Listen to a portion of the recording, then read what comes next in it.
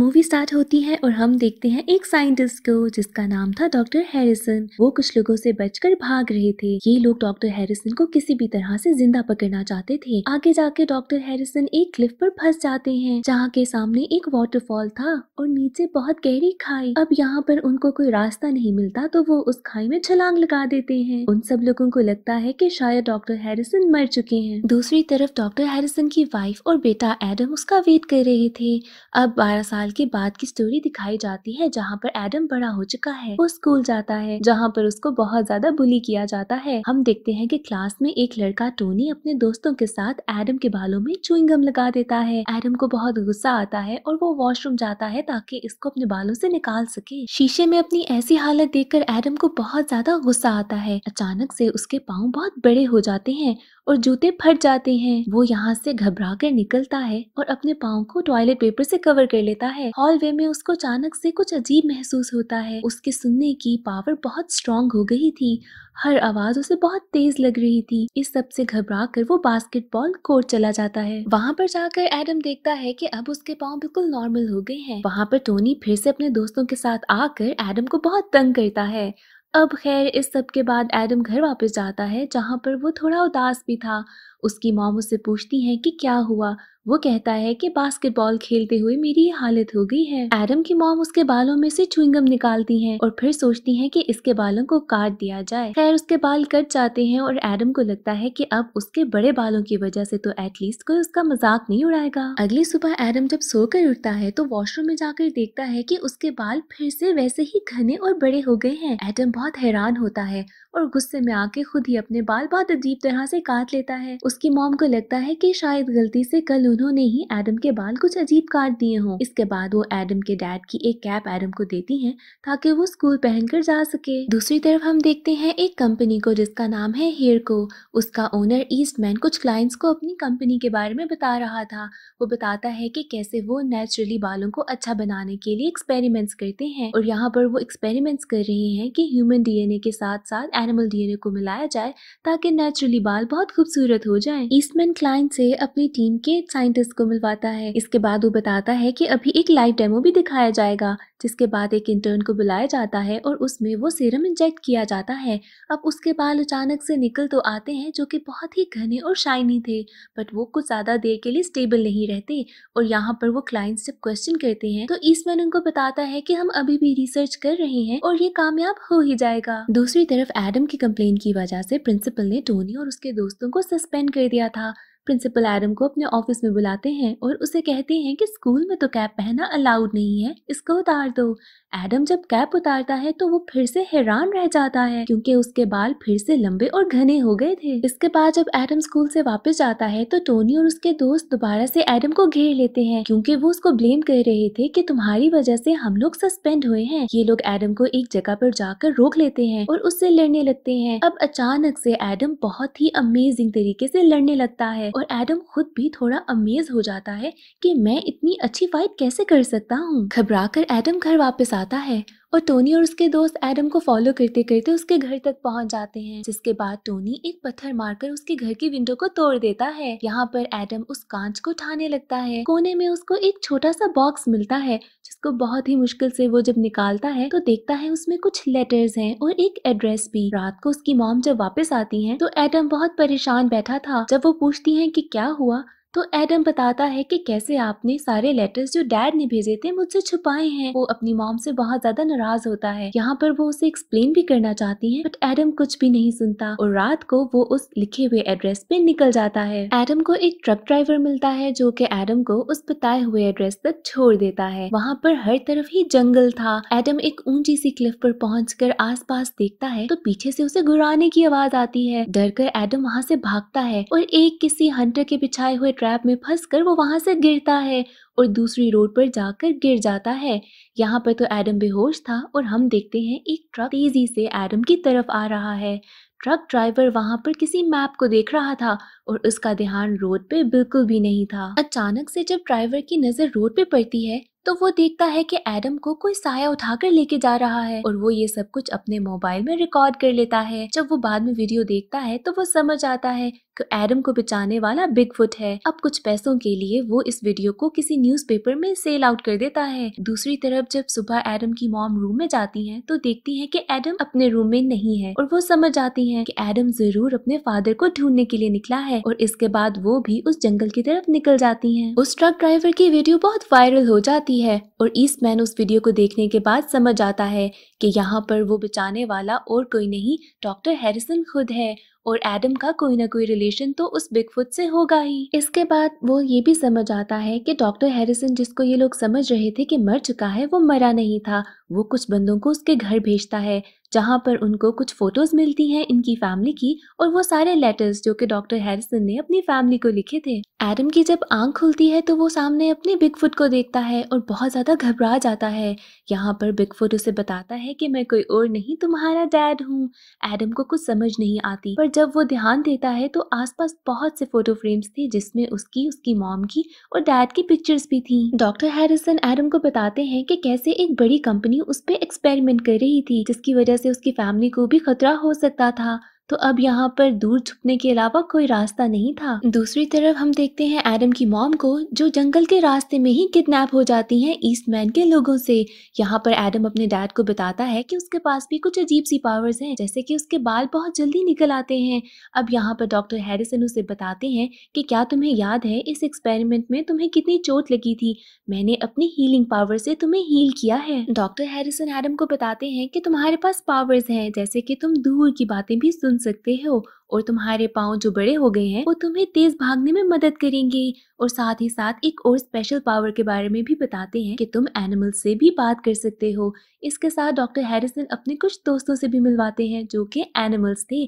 उनमें एक बियर भी था जिसके साथ एडम मिलके कुछ हंटर्स को भगाता है। एडम अपने फादर के साथ जंगल की लाइफ बहुत एंजॉय करने लगा था। यहाँ पर हम इनके बहुत ही क्यूट मोमेंट्स भी देखते हैं। डॉक्टर हैरिसन एडम को बताता है कि कैसे वो समझ चुका था कि बहुत पहले से ही उसके डीएनए में कुछ बहुत खास बात है और ईस्टमैन ने इसी वजह से उसे अपने साथ मिलाने की कोशिश भी की थी बट वो इनकार कर देता है जिसकी वजह से ईस्टमैन ने उसे बहुत धमकाया भी था और हैरिसन को अपनी फैमिली को छोड़कर जाना पड़ा था। यहाँ पर उसकी रिसर्च को ईस्टमैन ने चुरा लिया था। वहाँ पर ईस्टमैन एडम की मॉम से इंफॉर्मेशन लेना चाहता था कि बिगफुट और एडम कहाँ हैं, बट वो कुछ भी नहीं बताती। यहाँ पर दो रैकून्स जो कि डॉक्टर हैरिसन के फ्रेंड थे सब कुछ देख लेते हैं और घर आकर बताते हैं कि कैसे एडम की मॉम को किडनैप कर लिया गया है। ये सब सुनकर दोनों बहुत ही ज्यादा परेशान होते हैं और एडम खुद को ब्लेम करता है कि अगर मैं उनको अकेला छोड़कर ना आता तो ऐसा कुछ भी नहीं होना था। यहाँ पर हैरिसन उसे मना करता है कि परेशान मत हो, हम ढूंढ लेंगे उन्हें, बट एडम उनकी बात नहीं सुनता और अकेले अपनी मॉम को ढूंढने के लिए निकल पड़ता है। एडम अपनी मॉम को ढूंढने के लिए जब निकलता है तो ईस्टमैन के लोग उसे किडनैप कर लेते हैं। आखिरकार एडम अपनी मॉम से तो मिल लेता है बट ईस्टमैन उसे बहुत फोर्स करता है कि बिगफुट का एड्रेस बताओ। एडम यहाँ पर उन्हें एक गलत गाइडेंस देकर गलत एड्रेस पे पहुंचा देता है जो कि एक हॉट स्प्रिंग था। वहाँ पर वो लोग फंस जाते हैं। इसके बाद ईस्टमैन को बहुत गुस्सा आता है और वो प्लान बनाता है। वो एक जगह पर आग लगा देता है और एडम को एक कार में बंद करके वहाँ पे फंसा देता है। यहाँ पर अब डॉक्टर हैरिसन आकर एडम को बचा लेते हैं। यही सारा प्लान था ईस्टमैन का। अब एक डांट लगता है हैरिसन को और वो बेहोश हो जाता है। एडम बहुत कोशिश करता है कि किसी तरीके से अपने डैड को उठा ले बट यहाँ पर एक बहुत बड़ा जला हुआ दरख्त उन पे गिरने लगता है। डॉक्टर हैरिसन का दोस्त जो कि बियर था वो आकर एडम को तो बचा लेता है और इससे पहले कि वो डॉक्टर हैरिसन को बचाते ईस्टमैन उनको उठाकर ले जाता है। अब एडम और बाकी बिगफुट के दोस्त जो जंगल के थे वो सब मिलकर प्लान बनाते हैं कि हमें किसी तरीके से बिगफुट को बचाना होगा। ये सब उसी रेस्टोरेंट में जाते हैं जहाँ पर ईस्टमैन के लोग रुके थे। वहाँ पर उनकी बहुत सारी कार्स भी थी और ये सब एक कार में चढ़ जाते हैं। दूसरी तरफ ईस्टमैन डॉक्टर हैरिसन पे एक्सपेरिमेंट्स करने लगता है और जब वो नहीं मानता तो कहता है कि अगर तुम हमारे साथ कोऑपरेट नहीं करोगे तो तुम्हारी फैमिली बहुत ही ज्यादा खतरे में होगी।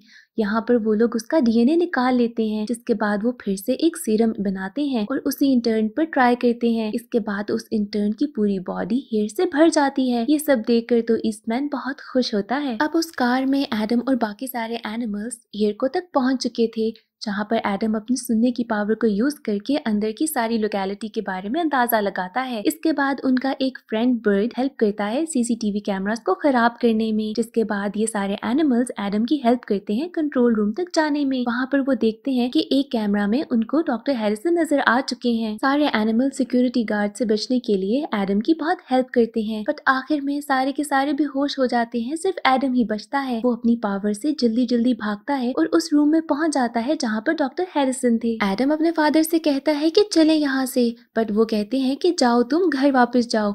एडम को कुछ समझ नहीं आती और इतनी देर में ईस्टमैन भी वहाँ पहुँच जाता है। वो एडम से कहता है कि तुम्हारे फादर अपनी मर्जी से यहाँ पर रुके हैं और हमने उन्हें जबरदस्ती नहीं रोका। एडम बहुत कंफ्यूज था। उसके फादर उसे कहते हैं कि ईस्टमैन सच बोल रहा है और मैं यहाँ अपनी मर्जी से रुका हूँ, तुम घर वापस जाओ और अपनी मॉम का ख्याल रखना। एडम समझ जाता है कि उसके फादर ये सब उसे बचाने के लिए कर रहे हैं। जब वो वापस जाता है तो रास्ते में देखता है कि कैसे बियर, रैकून्स और उसके बाकी सारे फ्रेंड्स को इन लोगों ने कैद कर लिया है। जब वो सारे एनिमल्स एडम को जाते हुए देखते हैं तो उन्हें लगता है कि एडम ने इन्हें धोखा दिया है। एडम के माइंड में तो कुछ और ही प्लान था। वो बाहर जाते जाते फायर अलार्म बजा देता है, जिसके बाद पहले तो मेन डोर सारे बंद हो जाते हैं। ईस्टमैन सिक्योरिटी रूम में कहता है कि सारे दरवाजे खोले जाएं, बट वहाँ के गार्ड को लगता है कि शायद सच में कहीं आग लग गई है और वो इमरजेंसी इवैक्यूएशन बटन दबा देता है, जिसके बाद सारे के सारे लोग बाहर की तरफ भागने लगते हैं। यहाँ तक कि एक सिक्योरिटी गार्ड ईस्टमैन को उठाकर भी सिक्योर करने के लिए बाहर ले जाता है। दूसरी तरफ एडम बिल्डिंग में दोबारा वापस जाता है और सारे दोस्तों को छुड़ा देता है। इसके बाद वो अपने फादर के पास जाता है, जो कि उन्हें फिर से यही कहता है कि तुम अपनी मॉम के पास जाओ। एडम उन्हें कहता है कि अगर आप हमारे साथ नहीं गए तो मैं ईस्टमैन को बता दूंगा कि मैं भी स्पेशल हूँ। डॉक्टर हैरिसन तो ये बिल्कुल नहीं चाहते थे कि ईस्टमैन को पता चले कि एडम भी एक बिगफुट है। वो एडम से कहते हैं कि ठीक है, मैं तुम्हारे साथ चलता हूँ, बट हमें इस फैसिलिटी को पूरी तरीके से तबाह करना होगा। इसके बाद वो वहाँ पे रखे हुए सारे कंटेनर्स को तोड़ने लगते हैं। दूसरी तरफ हम देखते हैं कि एडम की मॉम को उन्हीं के घर में ईस्टमैन के लोगों ने कैद किया हुआ है। वहाँ पर एक सिक्योरिटी गार्ड जब जाता है वॉशरूम में तो देखता है कि बिन में एडम के कुछ बाल पड़े हैं और वो ये बात जाकर ईस्टमैन को बताता है, जिससे शायद क्लियर था कि एडम भी एक बिगफुट है। एडम उसके फादर ने बाकी सारे सिलेंडर्स को तबाह कर दिया था। सारी की सारी कंपनी गैस से भरी हुई थी। जब ये दोनों गेट तक पहुंचते हैं तो वो लॉक था। बाकी सारे लोग और एनिमल्स तो बिल्डिंग से जा चुके थे। अब ये दोनों वेंट्स के थ्रू टॉप तक पहुंचते हैं, जहाँ पर कुछ पाइप्स पे जिप लाइन के थ्रू ये लोग नीचे उतरते हैं। वहाँ पर ईस्टमैन पहुंच चुका था और उसके आदमी एडम की मॉम को भी लेकर वहाँ पर आ गए थे। ईस्टमैन बताता है कि कैसे अभी उसे बिगफुट की कोई जरूरत नहीं, क्योंकि एडम का राज सबके सामने आ चुका है। इसके बाद वो एक डार्ट से डॉक्टर हैरिसन को बेहोश कर देते हैं और उसके बाद ब्रिज से उसे नीचे गिरा देते हैं। एडम के पास एक फ्लेयर गन थी, वो उनसे लड़ने लगता है, जिसके बाद ईस्टमैन कहता है कि ये गन कुछ और नहीं, सिर्फ एक फ्लेयर गन है, इससे तुम क्या लड़ोगे। ईस्टमैन के ऐसे कहने के बाद एडम वो फ्लेयर गन चला देता है और वो फ्लेयर बिल्डिंग के अंदर जाती है और जैसे ही गैस से कांटेक्ट में आती है वहाँ पर एक बहुत ही ज्यादा बड़ा धमाका होता है और पूरी की पूरी हेयरको कंपनी तबाह हो जाती है। इस धमाके के साथ साथ ईस्टमैन भी नीचे गिर जाता है ब्रिज से।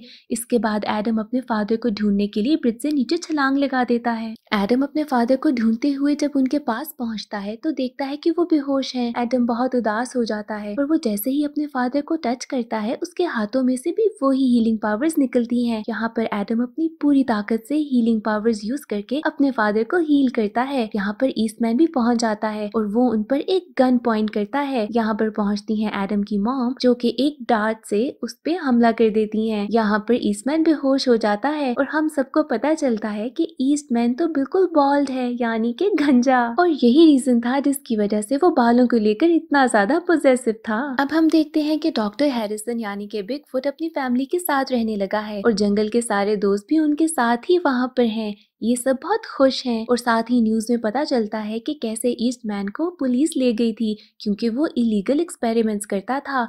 दूसरी तरफ एडम जब स्कूल जा रहा था तो टोनी और उसके दोस्त आके फिर से उसे तंग करने लगते हैं, पर इस बार वो अकेला नहीं था। जंगल का वो बियर आकर उसका साथ देता है। इसके बाद हम देखते हैं कि एडम अपनी क्रश एमा से मिला है, जहाँ पर वो उसके बड़े से पाँव को देखती है। एडम थोड़ा एम्बैरस भी होता है, बट वो एडम से कहती है कि तुम ऐसे ही अच्छे हो, और एडम खुश होता है कि फाइनली कोई तो है जो कि उसकी फिजिकल अपीयरेंस से परेशान नहीं है। और इसी के साथ ये बहुत ही खूबसूरत मूवी एंड हो जाती है।